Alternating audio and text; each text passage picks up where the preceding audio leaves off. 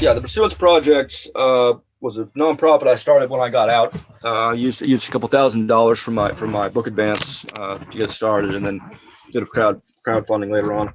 We were trying to build something that I've been hoping that Project PM itself, before it became what it became, an investigation into the intelligence community, it was originally set up to do, was to create a software apparatus that would allow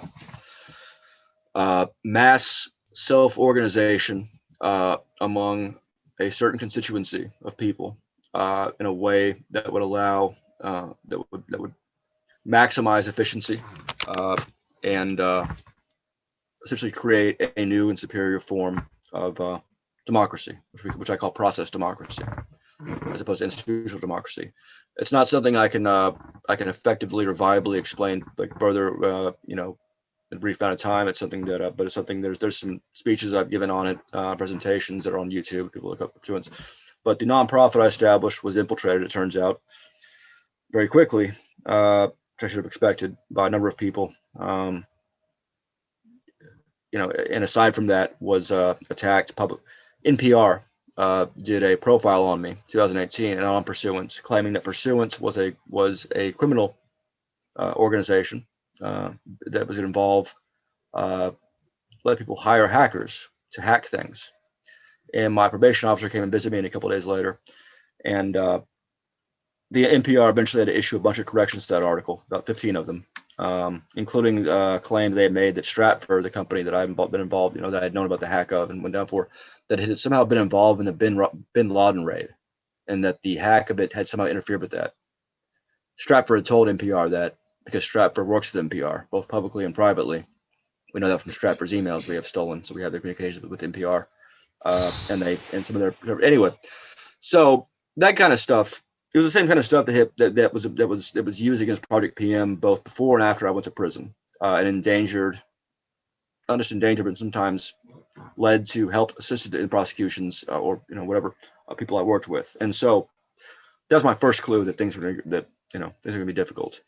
Also, I had a lot of personal problems. My CPTSD was kicking in. I was in a relationship with someone who had borderline personality disorder. Not as bad as fucking Amber Heard, but anyway, a lot of shit happened. And the DOJ was also prevented me from being paid by my publisher for the first 7 months because they claimed they had to figure out how much I owed restitution to Stratford.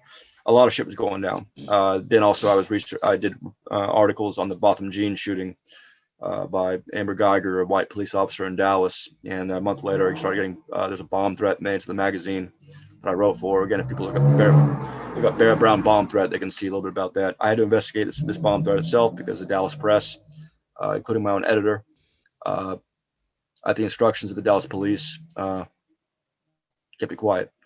And then the same person who made the bomb threat under his own name on Facebook continued to send, as I mentioned, threats over and over again to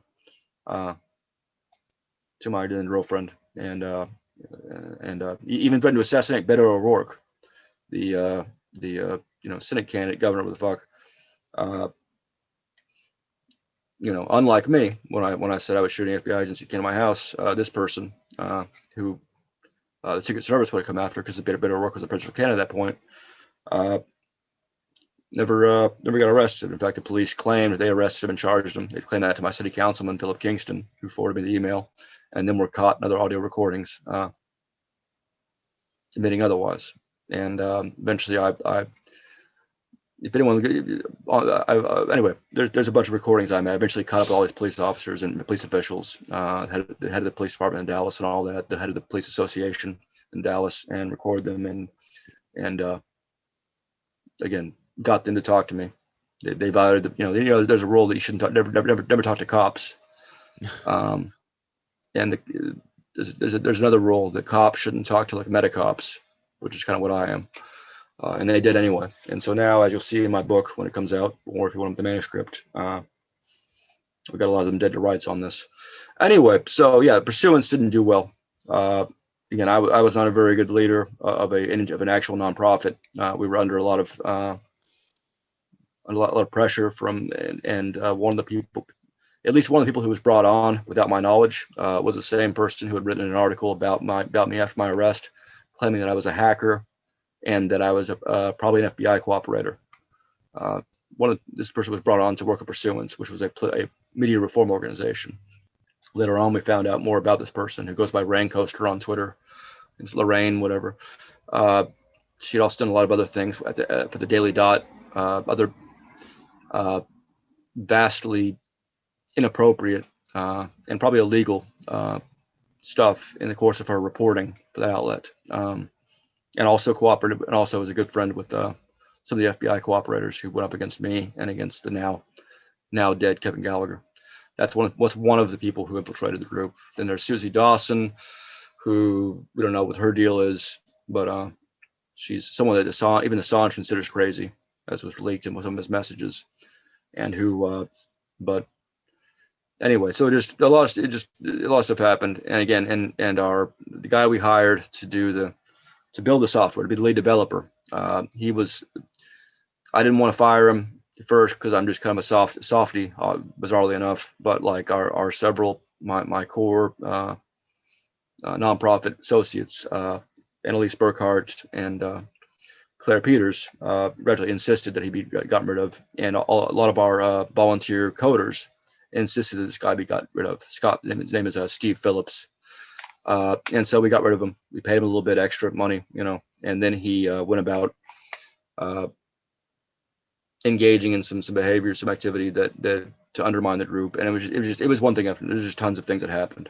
So, and then an article came out in Der Spiegel, German outlet, which has written 7 articles about me, some of which contradict each other. My favorite one is the one in 2014 that says that Barrett Brown might not have to go to jail after all, when of course I'd already been in jail for 2 years. It just, again, people are incompetent. In very beginning of 2020, I think, Der Spiegel put out an article claiming Barrett Brown used to be something. Now he spreads conspiracy theories and harasses women. And they never pointed out which women I harassed. I asked the author. I got in touch with her and said, "Hey, can you tell me more about my conspiracy theories, what they are, and who I harassed?" And as far as we can tell, they're referring to Claire Lamont, the head of Quillette. Quillette is a outlet that is funded by Peter Thiel, and Claire Lamont had publicly claimed that I was harassing another Peter Thiel associate when I posted on Twitter. There's an article about this as well. Because just look up Barrett Brown, Claire Lamont, or Barrett Brown Quillette, or Barrett Brown, Twitter ban. Claimed that I was harassing a woman that worked for Peter Thiel when I posted on Twitter saying, "Does anyone have any information on this person's name?" And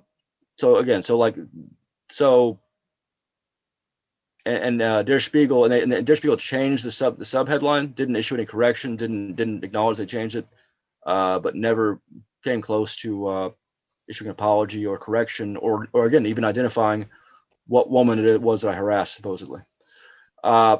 At that point, I wrote an article for Counterpunch, which is an outlet that I'm very close to, just saying, "Hey, I'm done pursuing. I'm closing Pursuance down for now until I can better protect it.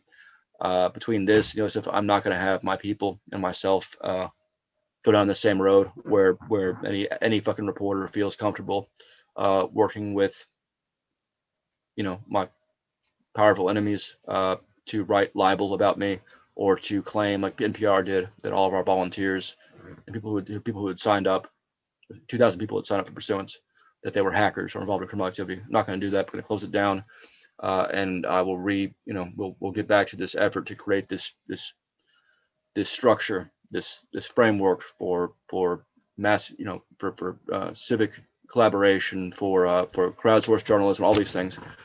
When I feel that I'm able to defend it as viciously as possible from those who keep getting away with making it easier for the police to